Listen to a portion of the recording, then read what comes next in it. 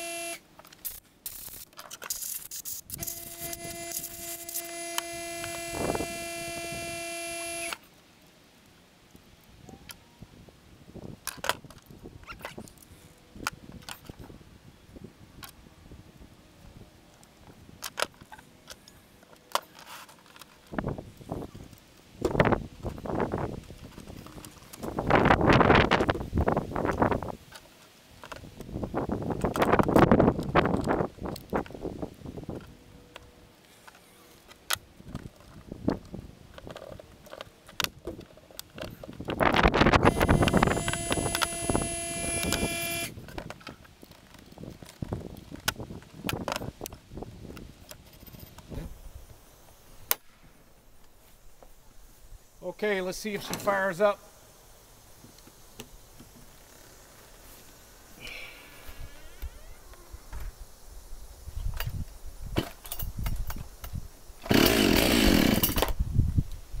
Come on, baby.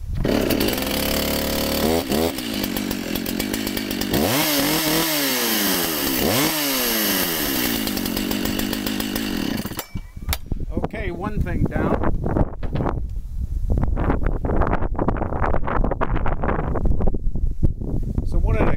We want to make sure is that the chainsaw is working well.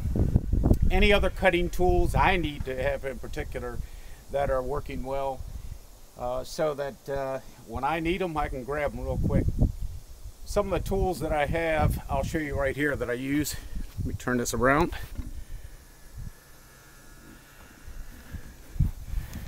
On here,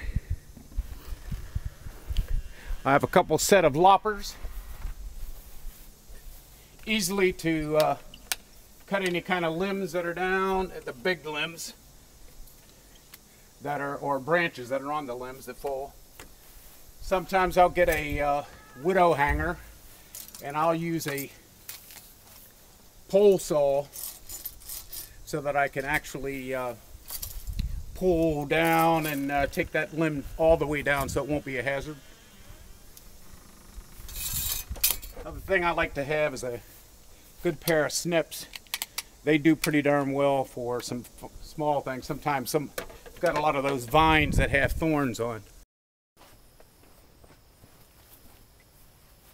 Another piece of equipment I like to have handy and ready and running smoothly if a hurricane or if we have power outages, the generator.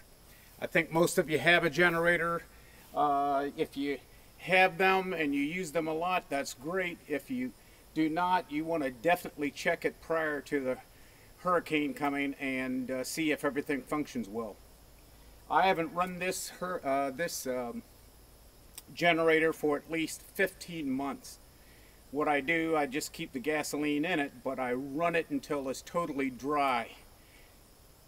And I'll shut the throttle off, run it, let it go out on its own. I have stabilizer, and the gasoline, I do not use the regular gasoline that folks get at the gas station with the ethanol in it. I get the non-ethanol gasoline. You pay a little more, but I'll tell you, it starts every time. I use that on all of my equipment, tools, and things of that nature. So let's see if this puppy will fire up.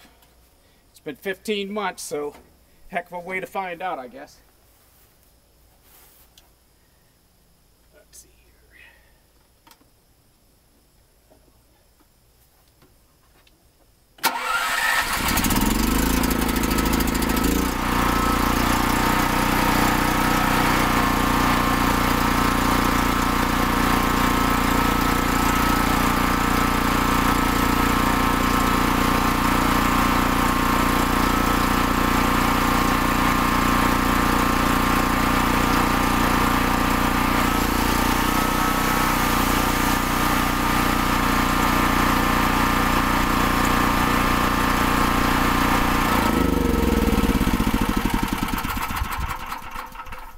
So yeah, it's running pretty well. Been pretty fortunate that it started up.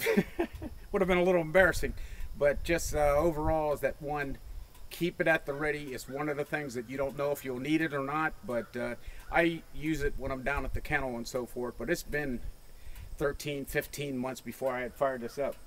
One other thing, even though you do have your generator and it does start, plug something in the outlets, because sure, the generator starts, but you didn't find out that the electrical outlets were plugged up or they're not working.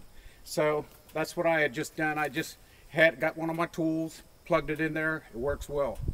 All right, we wish the best for all of you. Hope that you have no problems with the hurricane.